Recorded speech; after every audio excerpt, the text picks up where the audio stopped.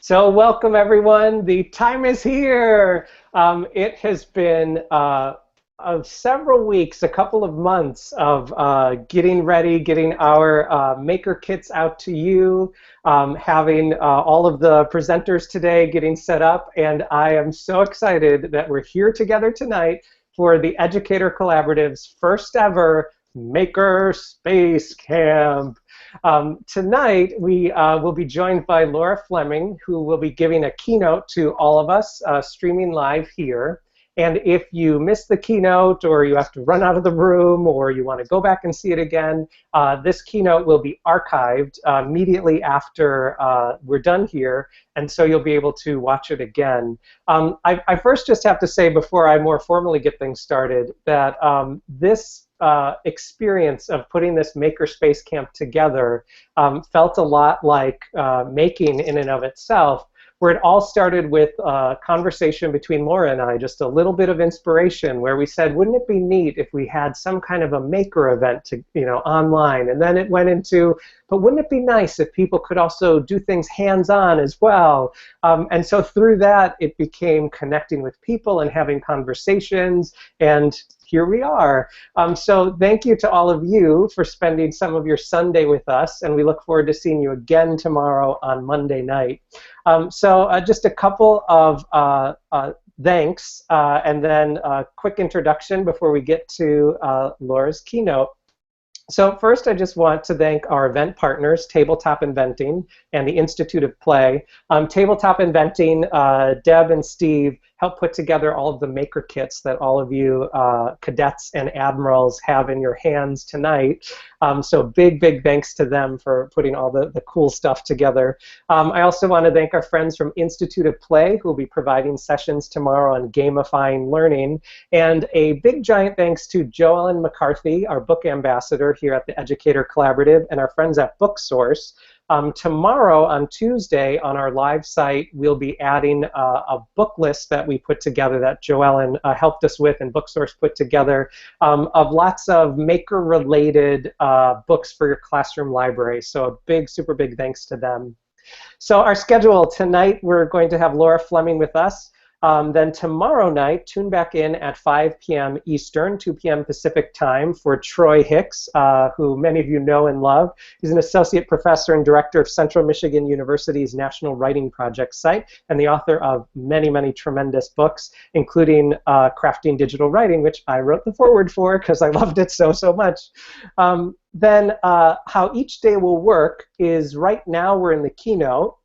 After the keynote, cadets and admirals will join us in our full Makerspace Camp sessions. So if you are a cadet or an admiral, right when Laura's keynote is over, I'll come back and say hi and goodbye, and then you can jump over to the link that was provided to you today in your email in order to access the rest of the sessions. And then the same thing will take place tomorrow. So one tip: check your spam folder. If you haven't found that link yet, we've sent it out a few times. Check your spam folder. If you looked in your spam folder and it's not there, right now you can write to contact@theeducatorcollaborative.com, the same email address that's been contacting you, and one of us will help make sure that you get the link. So anytime between now and 6, make sure you have that link. If you don't have it, just write to us. Tonight, Kristen Zemke and I will be presenting on making as a path to the standards. Then Laura will be doing some nuts and bolts of developing your maker community, and we'll begin working on our maker kits. Then after the camp is done, Laura will have 4 additional sessions after these 2 days for Admiral level registrants. So here is the good news, bad news. The bad news, although maybe good, is that the camp has completely sold out, so there's no more cadet seats left. However, if you already are at a cadet level, and during the camp or at the end of the camp, you'd like some more time with Laura, you'd like to join these 4 additional sessions, you can follow that link, theeducatorcollaborative.com/register, and there you can upgrade to the Admiral level. So we have a special registration form there for you. So if you're already a cadet and you'd like to spend 4 additional sessions with Laura, you'll get an advanced kit that has some robotics maker items inside of it, and Laura will help you as you're developing your own maker work. You can upgrade from cadet to Admiral. If you're not already a cadet, next year maybe, but sorry, we're all sold out. Then for everyone, whether you're a rookie, a cadet, or an admiral, or you're just plunking along next to someone tonight, you can go over to our forum space at the community. This is the link that will take you right to our Makerspace Camp forum. So use tiny.cc/Makerspace Camp.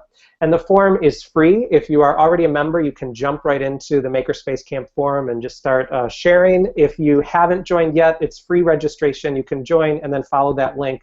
And that's a place for all of you to share your own experiences, your own thoughts, your own links to the work that you're doing there at our forum space. So if you're a rookie, cadet, admiral, or frankly anyone, feel free to join us there.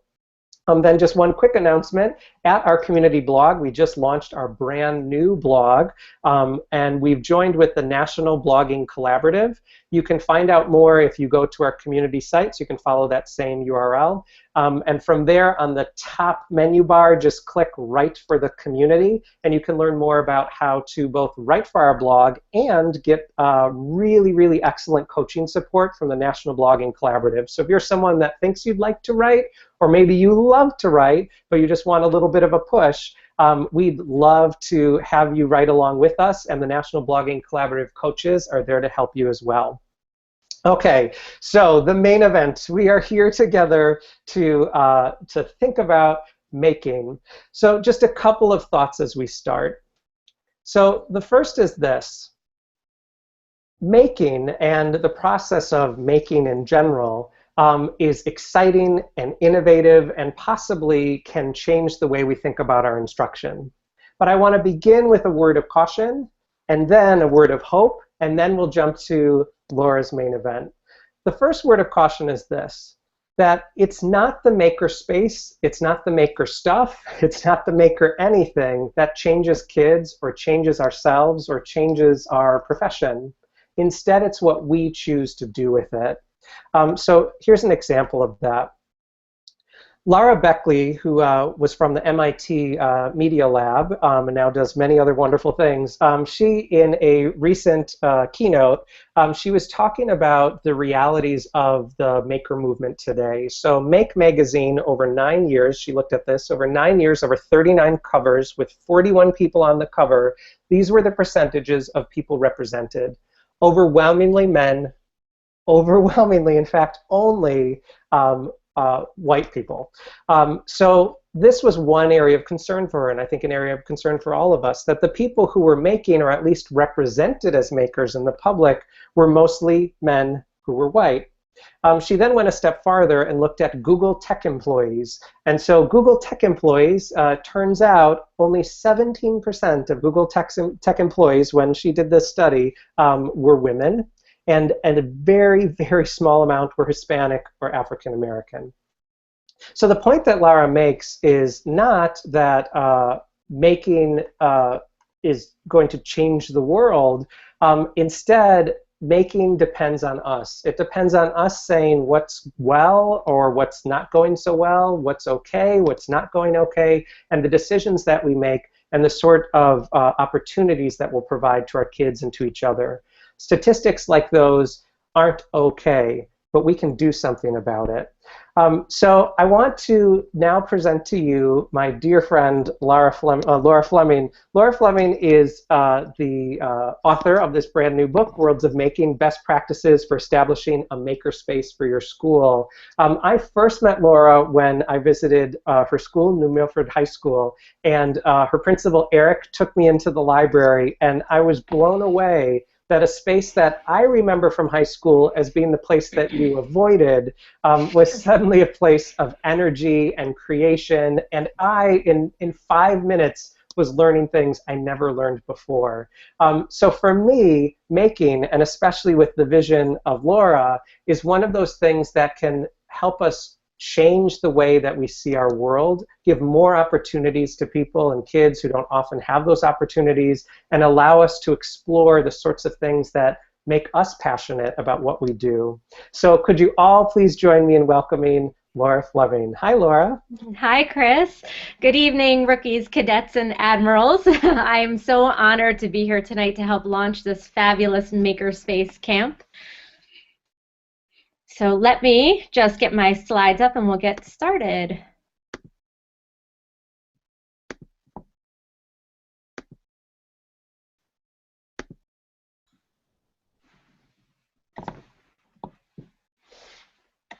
Okay, so I can't say more than Chris already said about me, but I just want to add that I am on Twitter, and my Twitter handle is right there on this slide. I am at NMHS_LMS, and if I'm not connected with you already, I certainly would love to be.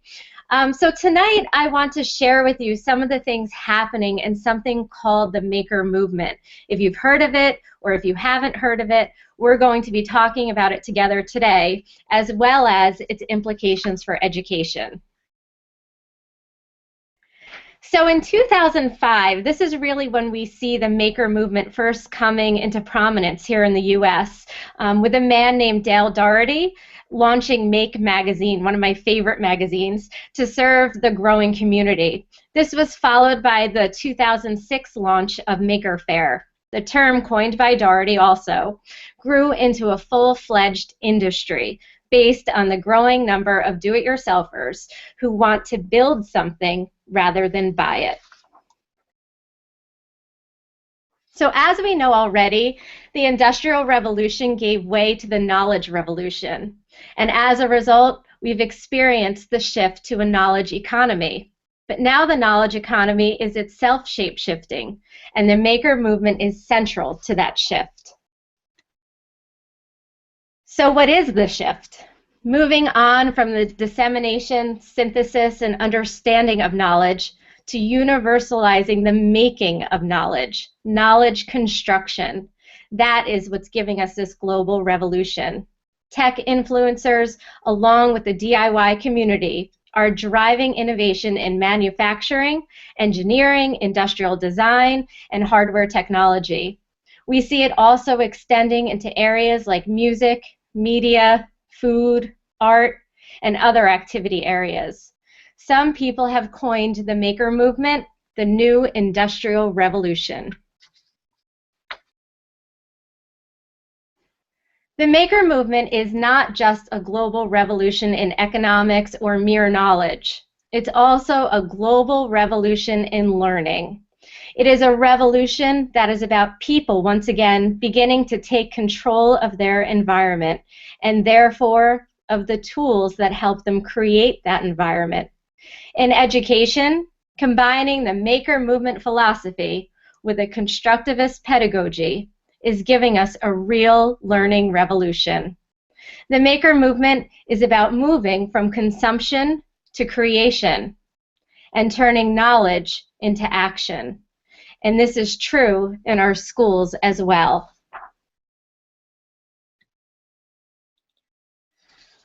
We've known for long now that something has happened to school. Something has gone wrong. People are starting to lose faith in schools. Alongside the Common Core and standardized testing, we need to focus on making schools that work for kids.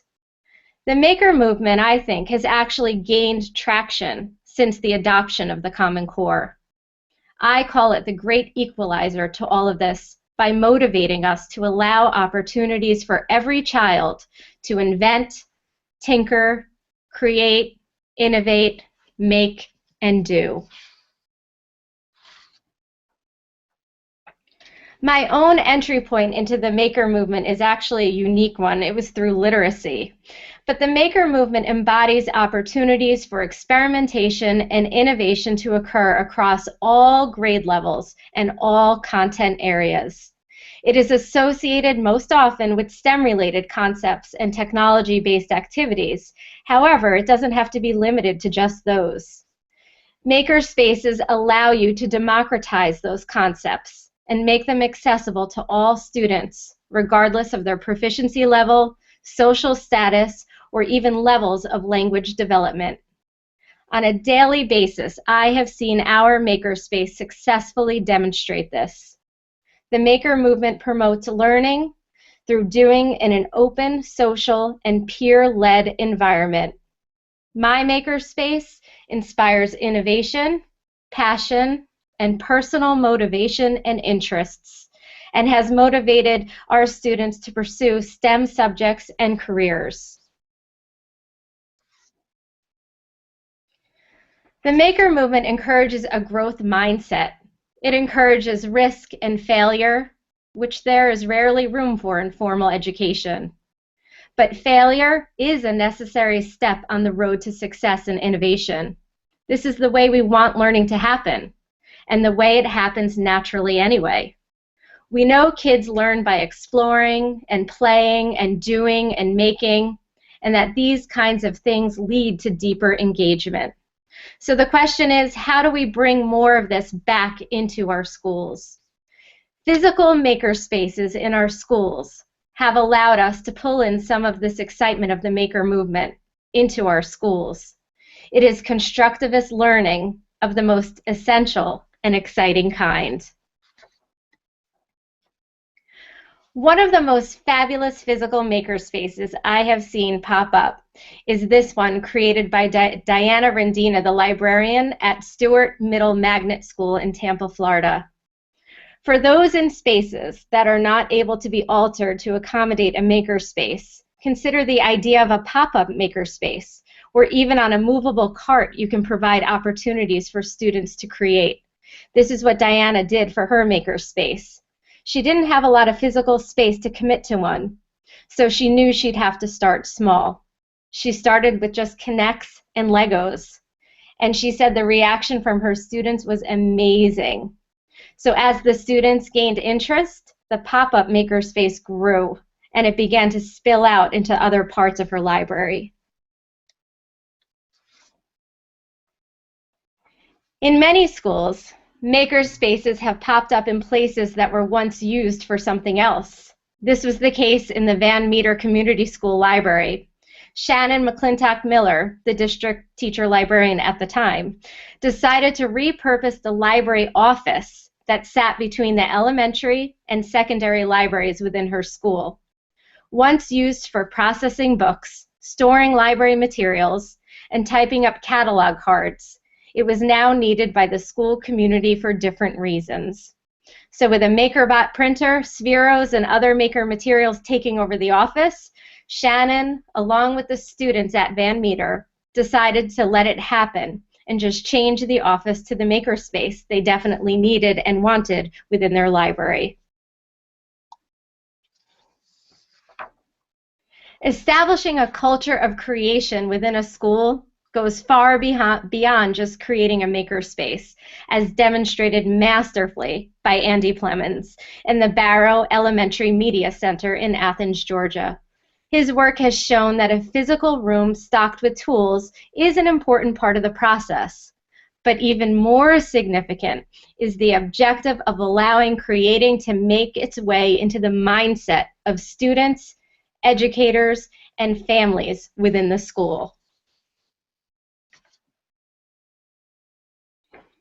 And this is a favorite makerspace of mine also. This one was created by Glenn Robbins, who is a middle school principal in Northfield, New Jersey. He put their makerspace in the hallway, an idea I just love.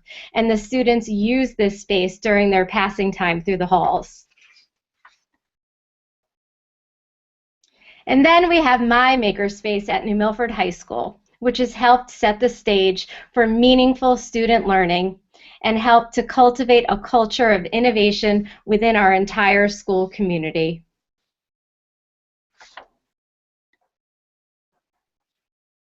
School simply has not served many of our students well, but now we see them coming into makerspaces, doing amazing things, and once again able to engage with school learning and with teaching. Why? It's because besides tools and materials and projects, the maker movement has associated with it a maker mindset, allowing our learners to develop the skills, the confidence, the knowledge, and the realization of their own capabilities to think about problems, to design solutions, to create solutions, to critique what they make, and to make better still. It really is learning of the purest kind.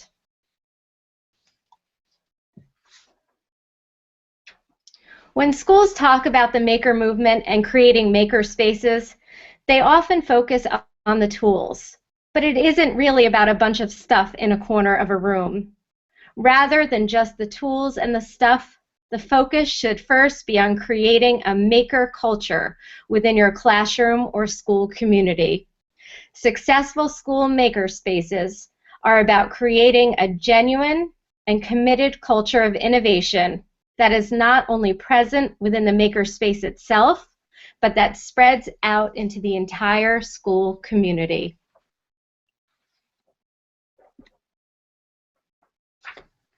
I really want everybody to understand that the maker movement is not just some fleeting trend. Maker spaces in our schools have allowed us to pull in some of this excitement of the maker movement. This is the way learning happens. Not only has the maker movement created new opportunities for all of our learners, the concepts and principles of making have begun to spill into our classrooms and allow opportunities for all educators to give students authentic learning opportunities that go beyond their typical classroom experiences, and to rethink traditional learning environments to include those that nurture creativity and innovation that will benefit our students both in school and beyond. So don't just be the difference, make the difference. Connecting students to the future requires changing the education system. The maker movement is about broader-based educational objectives and even reform, capable of driving real and sustained systemic change from within the system.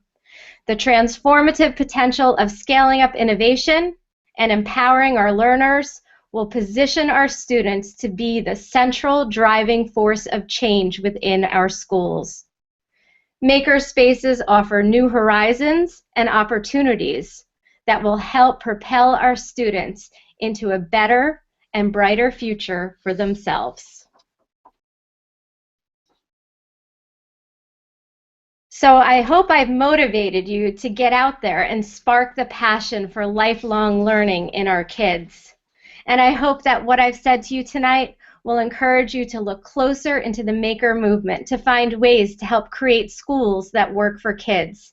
And that can start by engaging in the rest of our sessions tonight in this Makerspace camp, and hopefully again tomorrow. I thank you so much for your attention this evening, and remember, if you let them build it, they will learn. Thank you so much, Laura. I'm wondering, there's been some questions and very positive reactions coming in through Twitter. Could I ask you a few questions before we leave? Sure, absolutely. Okay, sure. One from Twitter, but both from me too. And I know as we jump into the full space camp, we'll be doing some more work around this as well. But what for you is one of the first places to begin? Like if I'm a teacher who's brand new to makerspaces, I'm brand new to this idea, what would you suggest I do first? Yeah, I definitely attribute the success of my makerspace to the planning that I put into creating the space. And I think that's something that a lot of people frequently overlook. A lot of times they start with, what should I order, what should I buy? And for me, that's actually what came last.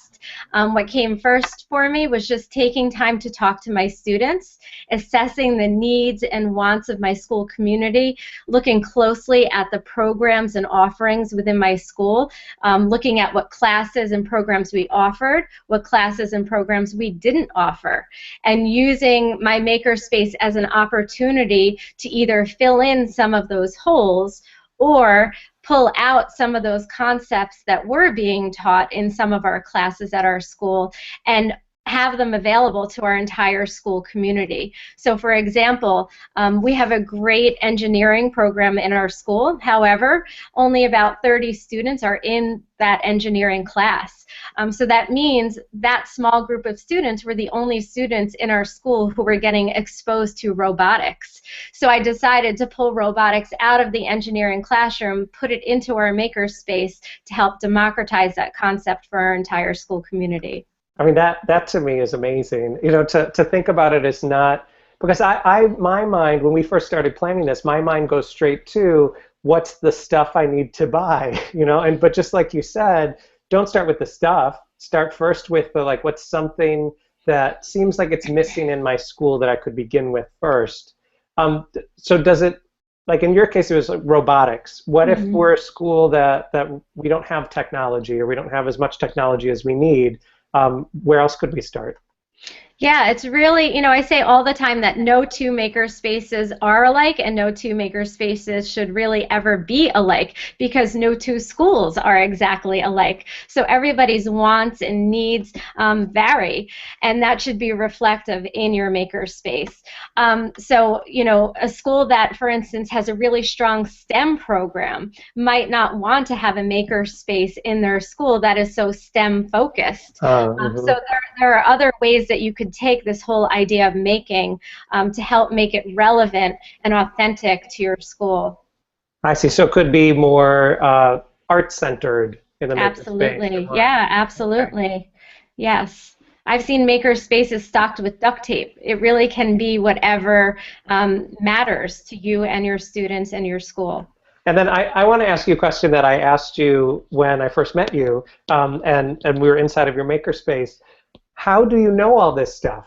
Like, how do you know what you should buy or what you should get? Or, I mean, obviously part of the answer was you research what's in your school, you think about your curriculum. I mean, honestly, that to me, when you taught me that idea, was mind-blowing for me, to be like, no, step back before you start shoving stuff in, step back and say, what's here already? Now, what can we supplement or add to? But now all that's out of the way, how do you know to get a makey or a whatever? Like, where do you learn these things? Well, I think, this is my 18th year in education, and for a lot of that, I have been in school libraries through K through 12 at all grade levels. And I think something that has driven my philosophy in all of those spaces is the idea of making my learning environments as participatory as possible. I always want students to come into my library and have something to do. So this makerspace kind of just went along with that whole philosophy that I've always had. So this really wasn't so new to me, because everything I've done has been driven by that philosophy. As far as the exact equipment and supplies to order, that was based on my planning phase and the information I discovered during all of that. And based on what I discovered, I developed themes for the space. And based on those themes, I then ordered materials and equipment and supplies to kind of supplement those themes.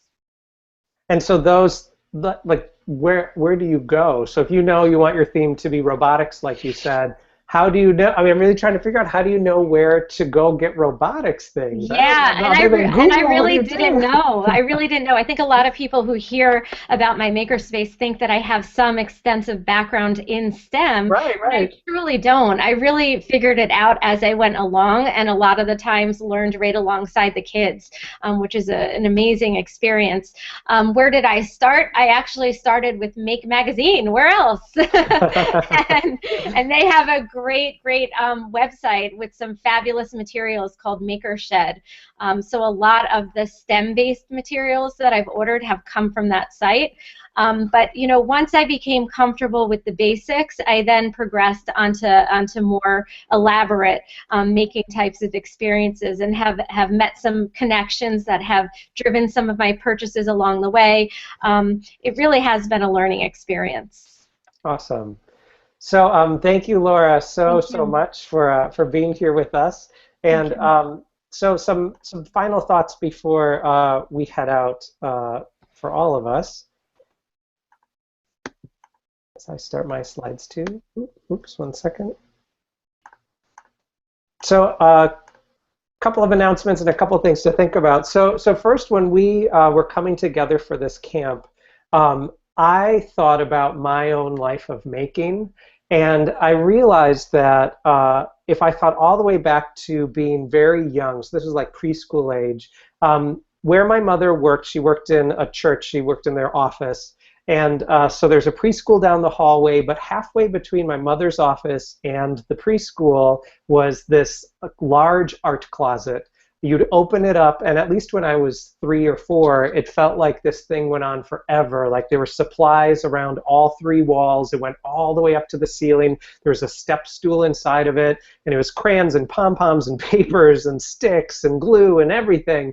And I remember, mostly because I had nothing else to do, here I was with a kid with my mom at work, I remember that I would climb into that art closet. I'd go up the stairs, and I would just make. I would just find things that I found curious or interesting, and I would put things together.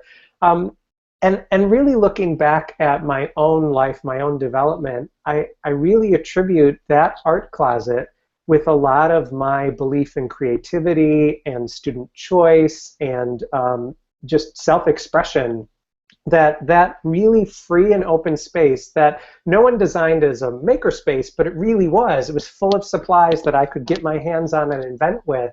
I think forever shaped the way that I think and the way that I learn. So I'm so excited to join all of you in these keynotes and in the full sessions in order to think about ways that we can give that to our kids, and then also to not just live inside of creativity, but to look inside of things like math and STEM programs and other work as well. So if you would like to learn more about Laura's work, there's a couple different places that you can go for that. You can get Laura's new book, Worlds of Making, was out from Corwin. It's a beautiful guide that helps you really step-by-step think about the sort of work that you are doing in your classrooms and in your school.